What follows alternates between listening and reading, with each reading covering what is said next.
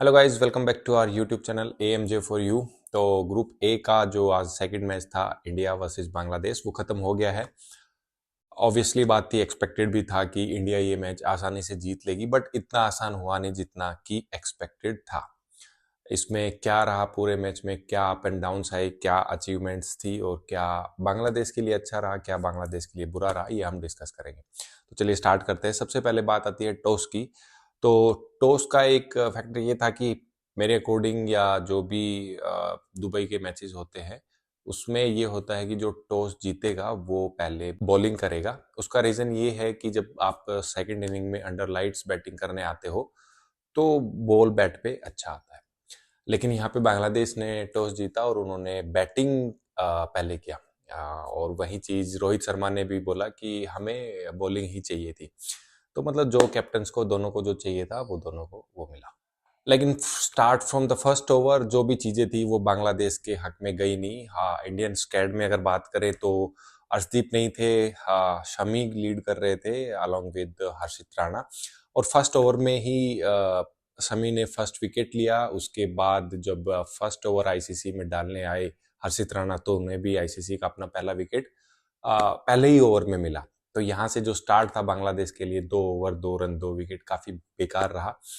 और उसके बाद विद इन 10 ओवर्स जो एक्सपेक्टेड था बांग्लादेश की ऐसा खेलेगा लग रहा था, और वैसा ही ठीक वैसा ही हुआ। पहले 10 ओवर में बांग्लादेश की आधी टीम वापस पवेलियन पहुंच गई थी।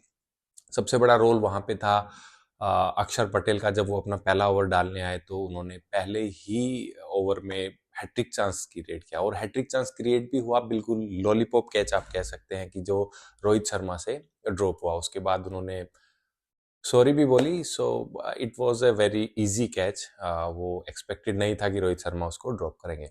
तो स्टार्ट बिल्कुल गंदा रहा। वहां पे 10 ओवर में 5 विकेट ऑलमोस्ट हो गए थे, 30 या 35 रन थे। लेकिन वहां से एक बांग्लादेश के लिए अच्छी चीज ये हुई कि जो पार्टनरशिप लगी 151, the highest partnership from Bangladesh against India. 151 की जो पार्टनरशिप हुई वो तंजिम और हृदय के बीच में। वहाँ से गेम में वापस बांग्लादेश आया और उन्होंने स्कोर भी काफ़ी अच्छा किया। उसके बाद तंजीम आउट हुए और हृदय कंटिन्यू कर रहे थे, बट जो क्रैम्प्स उनको आए उसके बाद से शॉट्स आने बंद हो गए थे और दूसरे एंड से विकेट्स चलते रहे।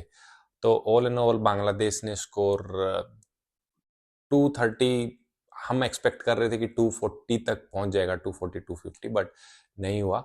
और बांग्लादेश 228 पे 10 ऑल आउट हो गया। लेकिन अच्छी बात ये हुई कि हृदय ने अपना फर्स्ट जो 100 था वो अचीव किया, और अच्छी स्टेज पे किया जहां पे बांग्लादेश को जरूरत थी।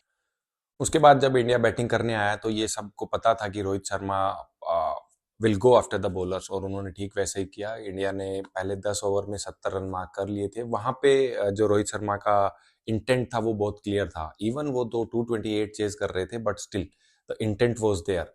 और जैसा आपने वर्ल्ड कप में भी देखा था, वो स्टार्ट ऐसा ही करते हैं जिसके लिए जाने जाते हैं। He never plays for himself, team के लिए वो खेलते हैं, और वो 41 पे आउट हुए।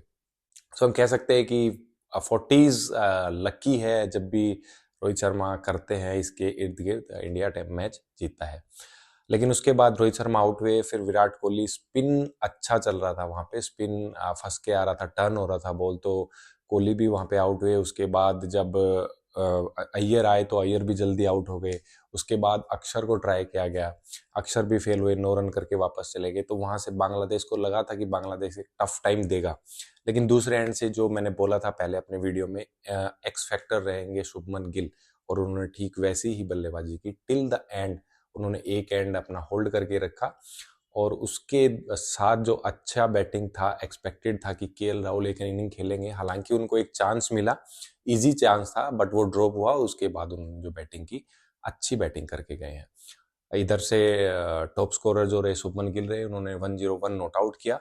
और इंडिया मैच एक्सपेक्टेड था कि जल्दी जीतेगा, बट उस हिसाब से फिनिश नहीं हुआ। बट स्टिल 46 ओवर में ये टारगेट अचीव हुआ, और जो शुरुआत थी चैंपियंस ट्रॉफी की वो जीत के साथ हुई। बात करें अगर माइलस्टोन्स की, तो एक तो माइलस्टोन बांग्लादेश की तरफ से हुआ कि उनकी हाईएस्ट विकेट पार्टनरशिप लगी 1 की। उसके बाद अगर बात करें तो 200 विकेट्स शमी ने पूरे किए, प्लस आईसीसी में उनका एक और 5 विकेट होल हुआ। इसके बाद जो एक माइलस्टोन था कि वो सबसे आईसीसी टूर्नामेंट्स में सबसे ज़्यादा विकेट लेने वाले इंडियन बन गए हैं। ऑलमोस्ट 60 विकेट्स उनकी हो गई। उनसे पहले जो थे वो जहीर खान थे। बांग्लादेश की तरफ से एक आया कि बांग्लादेश की तरफ से ये था कि हृदय ने जो अपना आईसीसी में अपना फर्स्ट ओडीआई 100 अचीव किया, ये उनके लिए एक माइलस्टोन था। और शमी ने एक और अचीवमेंट की है कि वो आईसीसी टूर्नामेंट वर्ल्ड कप और चैंपियंस ट्रॉफी में 5 विकेट हॉल लेने वाले सेकंड प्लेयर बन गए हैं। जो फर्स्ट अचीवमेंट थी वो थी रविंद्र जडेजा के पास। तो ये एक और माइलस्टोन जो आईसीसी के लिए, वैसे भी शमी जाने जाते हैं कि जब भी कोई आईसीसी का टूर्नामेंट होता है वो अलग ही दिखते हैं। तो that is the all from day 2 for ICC Champions Trophy, the Group A match between India and Bangladesh. Subscribe us for more videos. Thank you.